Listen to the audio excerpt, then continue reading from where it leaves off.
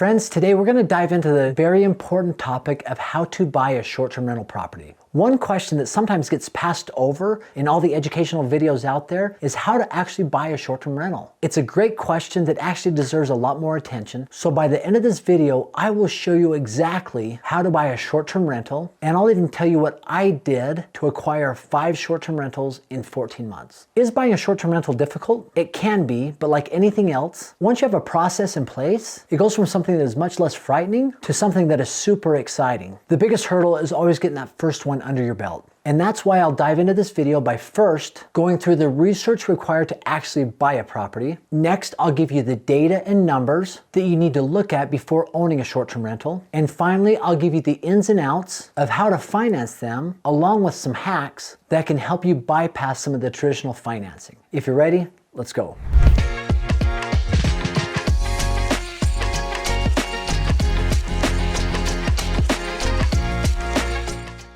So what research is required before you buy a short-term rental? Well, here's what I do on all my properties. Before buying, I do a lot of research. And I think that's key because if you can find the right area, if you can find the right property, you're in good hands. So I'll go on Google and I will search where are the best places to own a short-term rental in the United States. Now you're gonna get a lot of publications, a lot of sites that have their ideas on the top 20, top 30, top 10. What I like to do is I like to find areas that are fairly consistent on a lot of those different publications and sites. And ones that have been maybe consistent for more than 1 year, because there's a lot of one-hit wonders out there. But if I can find a property or an area that is consistently shown in those areas that might not be super saturated, I start to move those towards the top. Once I have my top areas, I then take it to the next level, which is going on AirDNA.co, and I will go ahead and put that information, that city, in AirDNA.co. Now the free version is going to give you 3 things that are important. The first one is the average daily rate. How much can a typical short-term rental be rented out for each night? Once you have that, you want to look at occupancy rate. How often is it occupied over the course of a year? The last thing you look at is the annual average revenue from that property. You have those 3 things, that gives you a pretty good indicator if you should go to the next level of research. And even now, AirDNA has what they call a market score. On a scale of 1 to 100, they'll give you a score of that property. For example, Savannah, Georgia is 99. And remember, it's on a scale of 1 to 100. And there's some that are in the 60s and 70s, but they do a lot of guesswork for you and help you understand, but it's not a perfect system because it doesn't account for some of those homes that are second homes and only rented out part of the time. So occupancy rate might be low because it's somebody who owns a home that only rents it out part of the time. The area that I live in Idaho, southeast Idaho, it's close to Yellowstone National Park, and there's an area called Island Park that a lot of people have a second home up there, a cabin, but because they don't use it all the time, when they're not using it, will rent it out as a short-term rental. But occupancy rate might look really low because of that. So this is just part of the research process. As I mentioned, it's a deeper dive, but this is what I do every single time. I'll take it to the next step after that, and these are the things that I look at step by step to do my further research.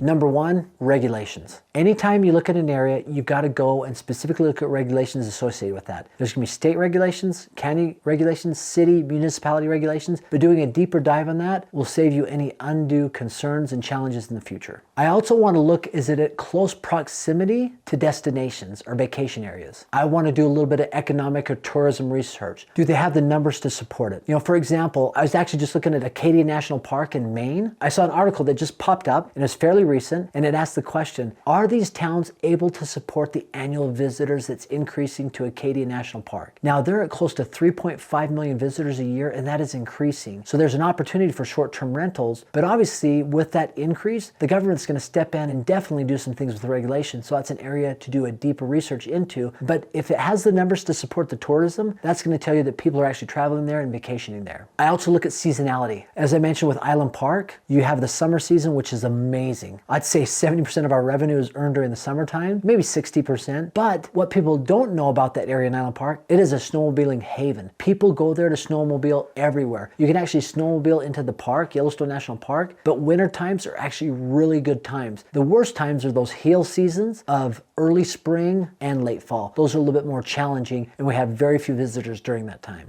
Next thing, can you afford the area? If your budget's $500,000 and everything costs $1 million, move on. The next thing you want to know is an established market. Does it already have Airbnbs there? Are they being rented out? You can go do a little bit of investigation, click on their Airbnb link, look at their calendar, see if days are filled up. If they're not, if they're all vacant, that might not be a good thing, right? But remember, some people mark off days as well to stay there themselves. So doing additional research on multiple listings is going to be important. Next thing, you're going to want to look at the optimal size in the area. And when I say optimal size, I'm talking about bedroom count and bathroom count. So understanding the right size of home to buy is really important. And you want to look at when the year it was built. I think that's common knowledge, but looking at when the home was built to understand what wear and tear you might have on the place and what money you're going to have to outlay over the next few years is pretty important. And lastly, understanding your guest profile. Now, obviously, that's important, and each area is going to be a little bit different. We own a 1-bedroom, 1-bath in Broken Bow, Oklahoma, but that is our guest profile. That's couples that are getting away for the weekend or a few nights away from the cities of Dallas, Oklahoma City, Tulsa, Little Rock to get and spend a few days, and having a 1-bedroom, 1-bath home that's 1,000 square feet with a hot tub, indoor, outdoor fireplace, a grill, or surrounded by trees, it becomes a great area for people to get away just for a few nights from the bustling cities there. Now, in Island Park, we have an 8-bedroom, 6-bathroom cabin because a lot of times you have family reunions or large groups, multiple families that go up there and rent it, and they do a lot of family activities of snowmobiling in the winter, sledding, or going to the park, or bike riding, riding ATVs, side-by-sides. So there's a lot of things to do there, and typically we see bigger families as the profile there in Island Park.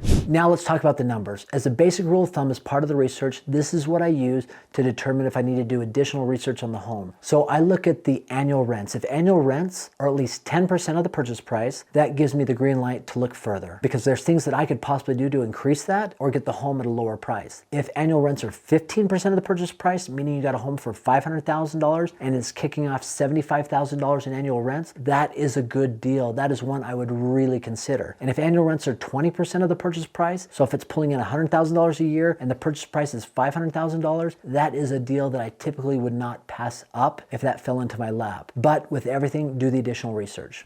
Now let's talk about you found the home, you found your short-term rental, you've gone through all the research, you've got it lined up, you're going to pull the trigger. Let's talk about financing that short-term rental. So what loans are available? Obviously, there's a traditional loan. With a traditional loan, if this is an investment property, which it is, typically the bank's going to ask for 20 to 30% down. Now that could be significant. However, if this is your second home, if you have a loan on your primary residence and this would be considered a second home, you can get into the home for 10% down. That's what I did on the home in Blue Ridge, Georgia, and I had a partner that I partnered with on the home in Broken Bow, Oklahoma to do the same thing, 10% down. So that's a great way on a traditional loan to get into a home. There's another type of loan that is strictly based off of investments. It's called a DSCR loan, which stands for Debt Service Coverage Ratio loan. And as I mentioned, it's based off of cash flow. There's no W-2 that's required or income verification. It's for properties that are cash flowing. And most of the times what they will need with this type of loan is 12 months of rental history, but a lot of times they only require 15% down. It's a great option even for a refinance. Really, the bank is looking, can this property pay for itself over time? And we've got to see history that it can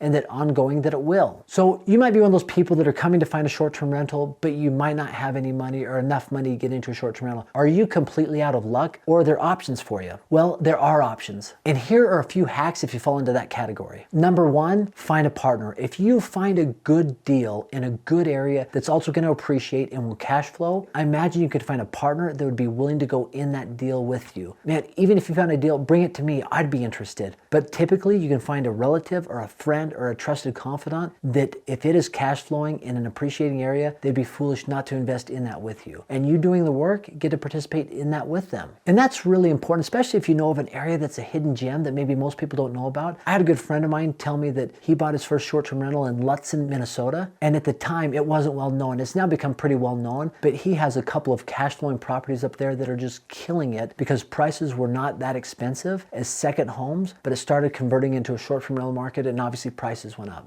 And the last thing to do is if you're not in a position with a lot of money to buy a short-term rental property and you don't have a ton of money, would be able to do an Airbnb arbitrage. Essentially what that is finding a long-term rental, whether it's a house, a condo, a townhome in a nice area, and you're able to secure that and obviously check the regulations and check the HOA, check the ordinances spaces under the apartment complex or the home or the neighborhood, but then rent it out on a short-term basis. Now, people say, well, how could you do that? Honestly, if I'm a landlord, that's probably the best thing that can happen to my property because it turns over 3, 4, 5 times a month and it's being cleaned really nice. The furnishings are all super nice inside. That would be something that would make a lot of sense to me if I was a landlord, knowing that the property is going to be treated the right way. But Airbnb arbitrage is a big thing. The only thing you need is first and last month's rent, maybe a deposit, but you can start renting it out. So rather than you're paying maybe a long-term rent of $1,500, $2,000 a month, but if you could rent that out for $200 a night and it's rented out on average 20 nights a month, that's $4,000. So you're making the difference between that long-term rent that you're paying and the arbitrage between the short-term rents and making a significant income. Now, these are some things that I've seen when you want to buy a short-term rental and things to do, but I'd be interested in your feedback. Please comment below. Let's engage in a dialogue. As always, I've got a free gift for you. It's aaron'sfreetraining.com. Just click on the link below. It is a short-term rental calculator that when you put all the input in, the expenses, the revenue, it'll spit out to you whether it's a good deal or not. Once again, thanks for stopping by. Have an awesome day.